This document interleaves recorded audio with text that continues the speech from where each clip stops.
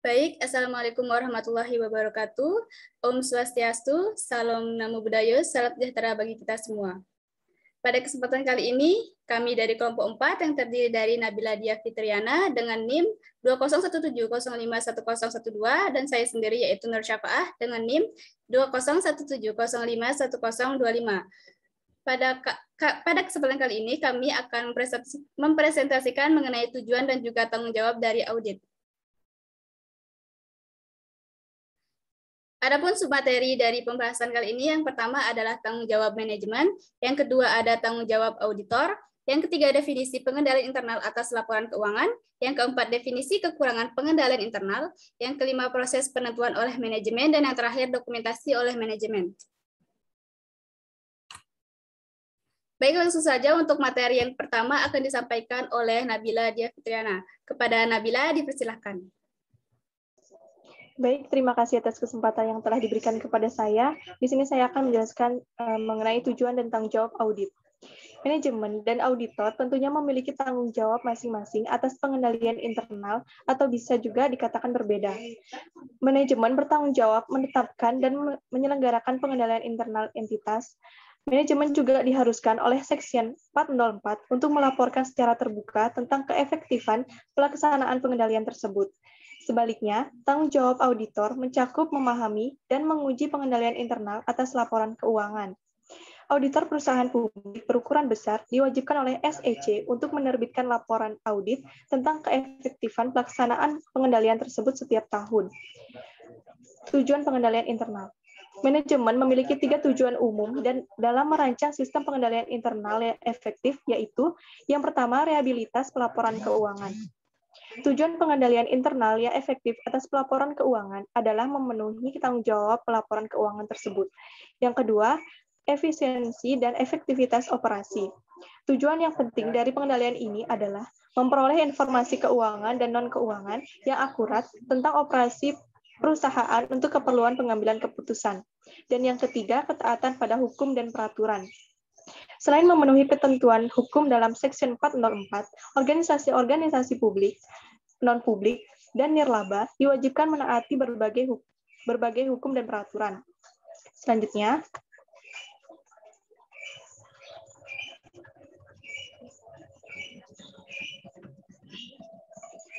tanggung jawab manajemen dan auditor atas pengendalian internal berdasarkan Section 404.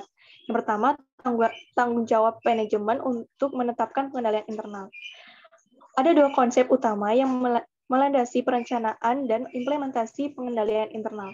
Yang pertama yaitu kepastian yang layak. Perusahaan harus mengembangkan pengendalian internal yang akan memberikan kepastian yang layak, tetapi bukan absolut, bahwa laporan keuangan telah disajikan secara wajar. Yang kedua yaitu keterbatasan inheren. Pengendalian internal tidak akan pernah efektif 100% tanpa menghiraukan kecermatan yang diterapkan dalam perencanaan dan implementasinya. Selanjutnya yaitu tanggung jawab pelaporan oleh manajemen menurut Section 404. Section 404 dari UU Sarbanes-Oxley mengharuskan manajemen perusahaan publik untuk mengeluarkan laporan pengendalian internal yang mencakup hal-hal sebagai berikut. Yang pertama yaitu suatu pernyataan bahwa manajemen bertanggung jawab untuk menetapkan dan menyelenggarakan struktur pengendalian internal yang memadai serta prosedur pelaporan keuangan. Yang kedua, suatu penilaian atas efektivitas struktur pengendalian internal dan prosedur pelaporan keuangan per akhir tahun fiskal perusahaan. Next. Manajemen juga harus mengidentifikasi kerangka kerja yang digunakan untuk mengevaluasi keefektifan pengendalian internal. Penilaian manajemen mengenai pengendalian internal atas pelaporan keuangan terdiri dari 2 komponen utama, yaitu yang pertama, rancangan pengendalian internal. Manajemen harus mengevaluasi apakah pengendalian telah dirancang dan diberlakukan untuk mencegah dan mendeteksi salah saji yang material dalam laporan keuangan. Termasuk juga mengevaluasi bagaimana transaksi yang signifikan dimulai, diotorisasi, dicatat, diproses, dan dilaporkan untuk mengidentifikasi titik-titik arus transaksi di mana salah saji yang material akibat kekeliruan atau kecurangan bisa saja terjadi. Yang kedua yaitu efektivitas pelaksanaan pengendalian. Tujuan pengujian ini adalah untuk menentukan apakah pengendalian telah berjalan seperti yang dirancang dan apakah orang yang melaksanakan memiliki kewenangan serta kualifikasi yang diperlukan untuk melaksanakan pengendalian secara efektif. Selanjutnya, tanggung jawab auditor untuk memahami pengendalian internal. Pengetahuan tentang pengendalian internal klien dicantumkan terpisah dalam standar auditing yang berlaku umum, yaitu yang pertama pengendalian atas reliabilitas pelaporan keuangan. Auditor memikul tanggung jawab yang cukup besar untuk mengungkapkan pelaporan keuangan yang curang secara material, misal prosiasi aset, dan juga harus melaksanakan prosedur audit untuk mengidentifikasi ketidaktaatan pada hukum serta regulasi yang dapat memiliki dampak yang material terhadap laporan keuangan. Karena itu, auditor juga memperhatikan pengendalian internal klien atas pengamanan aset dan ketaatan pada ketentuan hukum, serta peraturan jika hal itu mempengaruhi kewajaran laporan keuangan. Yang kedua, pengendalian atas kelas-kelas transaksi. Auditor menekankan pengendalian internal atas kelas-kelas transaksi dan bukan saldo akun, karena keakuratan output sistem akuntansi saldo akun sangat tergantung pada keakuratan input dan pemrosesan transaksi. Meskipun menekankan pada pengendalian yang berhubungan dengan transaksi, auditor juga harus memahami pengendalian atas saldo akun akhir dan tujuan penyajian serta pengungkapan. Selanjutnya yaitu tanggung jawab auditor untuk menguji pengendalian internal. Section 404 mensyaratkan bahwa auditor menegaskan dan menerbitkan laporan mengenai penilaian manajemen terhadap pengendalian internal atas pelaporan keuangan. Auditor harus memahami dan melakukan pengujian atas pengendalian untuk semua saldo akun, kelas transaksi, dan pengungkapan yang signifikan, serta asersi terkait dalam laporan keuangan. Materi selanjutnya yaitu definisi pengendalian internal atas pelaporan keuangan.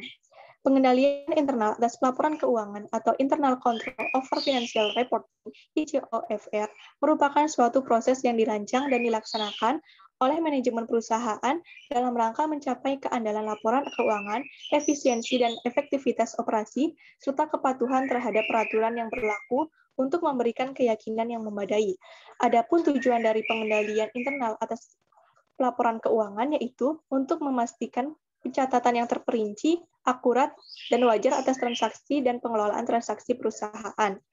Tujuan ini selanjutnya akan memberikan keyakinan yang memadai bahwa transaksi telah dicatat dengan benar dengan prinsip akuntansi yang berlaku umum, serta keyakinan yang memadai akan upaya pencegahan atau identifikasi perolehan, penggunaan atau pengelolaan aset perusahaan tanpa otorisasi yang berdampak material atas pelaporan keuangan.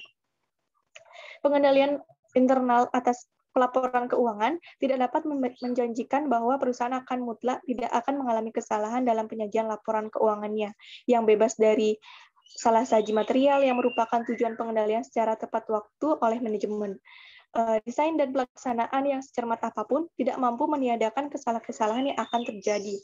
Keterbatasan pengendalian internal atas pelaporan keuangan akan tetap ada karena pelaksanaannya merupakan suatu proses yang sangat melibatkan campur tangan manusia yang mana rentan terhadap kecurangan ataupun kesalahan. Baik, sekian materi yang bisa saya sampaikan. Untuk materi selanjutnya akan dijelaskan oleh rekan saya, Nur Syafa'ah. Terima kasih. Baik, terima kasih. Untuk selanjutnya yaitu definisi kekurangan pengendalian internal. Menurut VCAOB 2004, kelemahan pengendalian internal adalah kelemahan yang signifikan atau kombinasi dari kelemahan yang signifikan yang hasilnya jauh dari kondisi salah saji material pada laporan keuangan tahunan yang tidak dapat dicegah atau dideteksi. Adapun masalah pengendalian internal dibagi menjadi 3 jenis. Yang pertama, kelemahan material. Kelemahan material merupakan kekurangan yang signifikan atau kombinasi dari kekurangan yang signifikan yang menghasilkan kemungkinan salah saji material pada laporan keuangan tahunan yang tidak dapat dicegah atau dideteksi. Yang kedua, ada kekurangan signifikan. Kekurangan signifikan merupakan kekurangan pengendalian atau kombinasi dari kekurangan pengendalian yang mempengaruhi kemampuan perusahaan untuk memulai otorisasi, catatan, proses, atau laporan data keuangan eksternal yang andal sesuai dengan prinsip akuntansi yang berlaku umum, seperti adanya lebih dari satu kemungkinan salah saji dalam laporan keuangan tahunan yang tidak akan dicegah atau dideteksi. Kemudian yang ketiga adalah kekurangan pengendalian.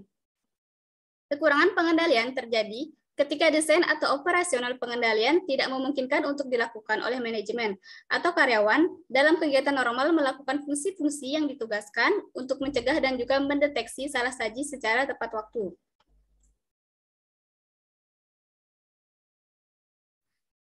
Berikut merupakan keterbatasan bawaan yang terdapat dalam pengendalian internal, yaitu yang pertama, pertimbangan manusia dalam pengambilan keputusan dapat salah.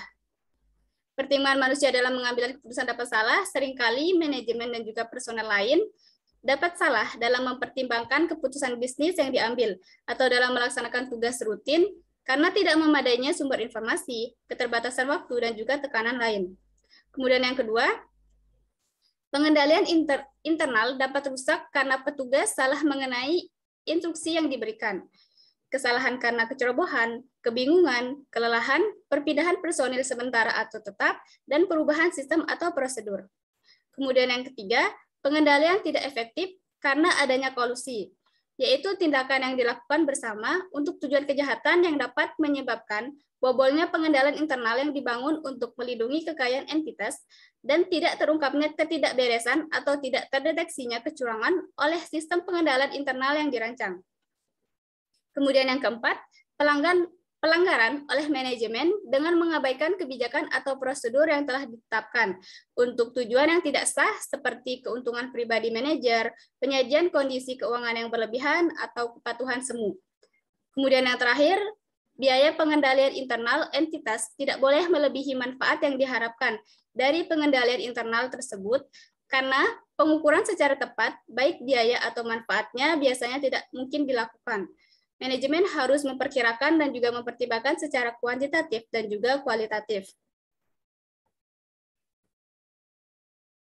Kemudian proses penentuan dalam manajemen terdiri dari entitas audit dan juga audit universe.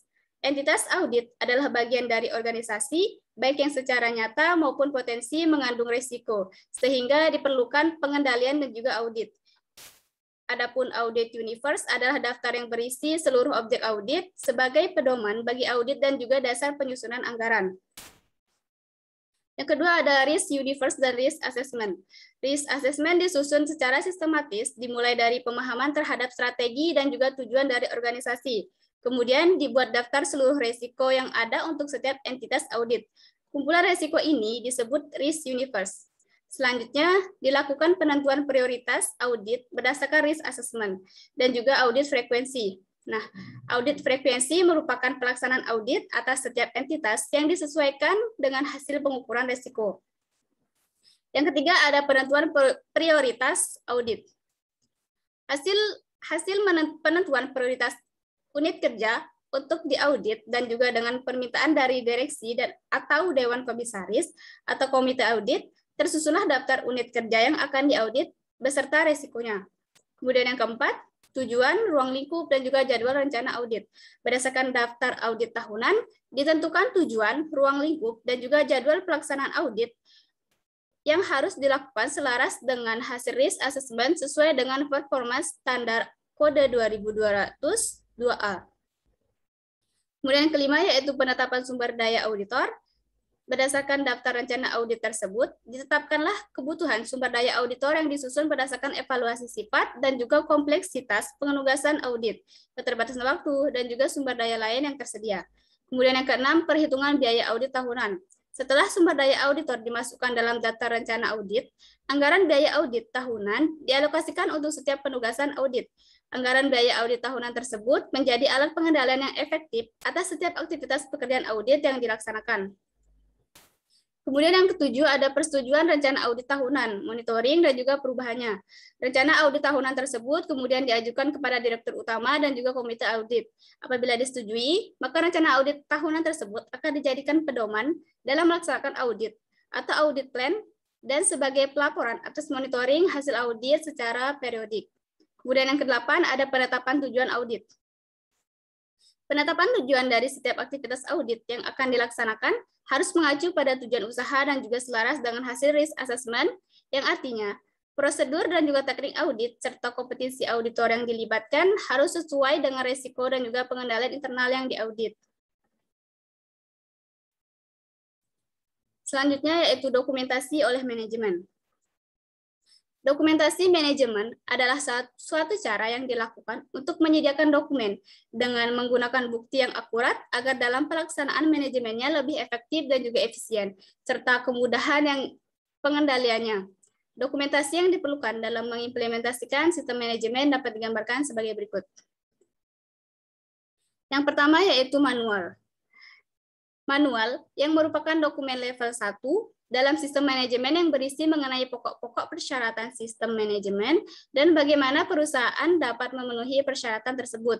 Kemudian yang kedua ada prosedur yang merupakan dokumen level 2 yang berisi petunjuk melakukan aktivitas atau proses yang terkait dengan sistem manajemen di perusahaan. Kemudian yang ketiga ada instruksi kerja yang merupakan dokumen level 3 berisi mengenai petunjuk teknis untuk melakukan pekerjaan terkait dengan sistem manajemen. Kemudian yang keempat ada form atau record, merupakan contoh laporan atau formulir yang harus dijalankan pada saat melakukan kegiatan.